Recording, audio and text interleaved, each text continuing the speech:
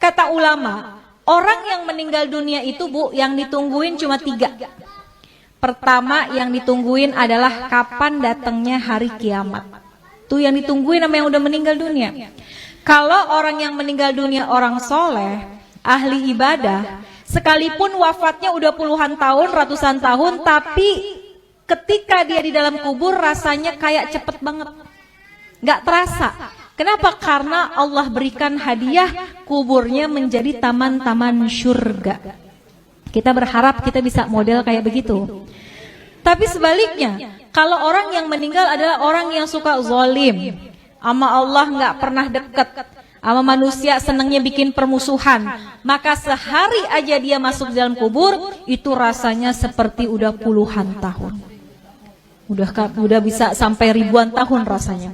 Maka orang yang ada dalam kubur yang meninggal dunia nungguin kapan sih datangnya hari kiamat.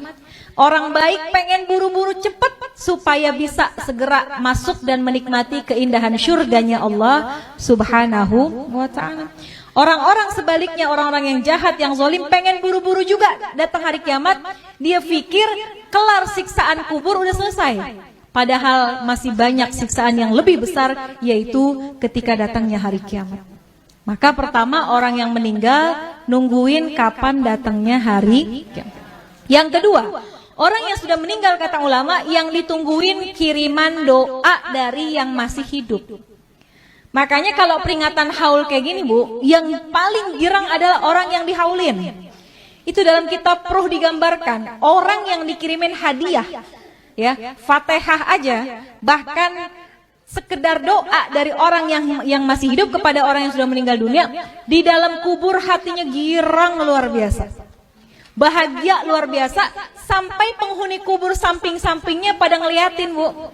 Kayak orang lagi di pesantren, ditengokin sama orang tuanya dibawain makanan, kan temen-temennya pada ngeliatin tuh ya. Itu sama ceritanya seperti apa yang ada dalam kubur.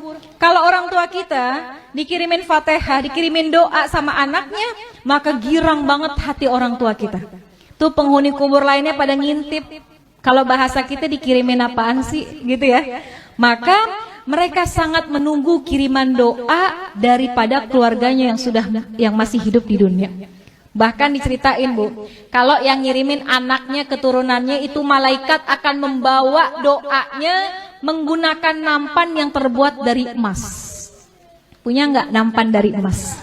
Nggak ada. Tapi Masya Allah ketika kita meninggal dunia, malaikat hadirkan doa.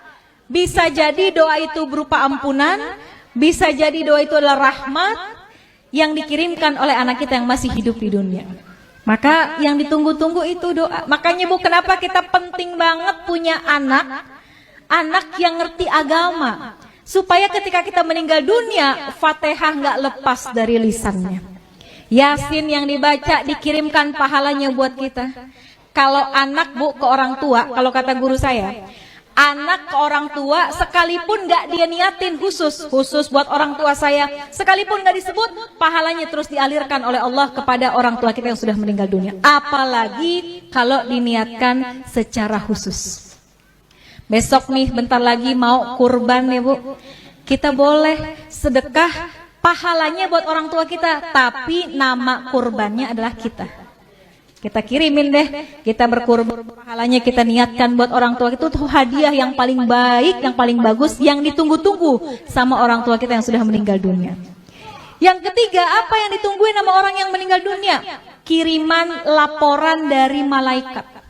Tuh malaikat itu Bu ngirimin laporan tentang anak cucu keturunannya. Kalau anak-anaknya pada soleh, soleha, pada ahli ibadah, orang tua kita girang dalam kuburnya. Ya Allah, girang hatinya.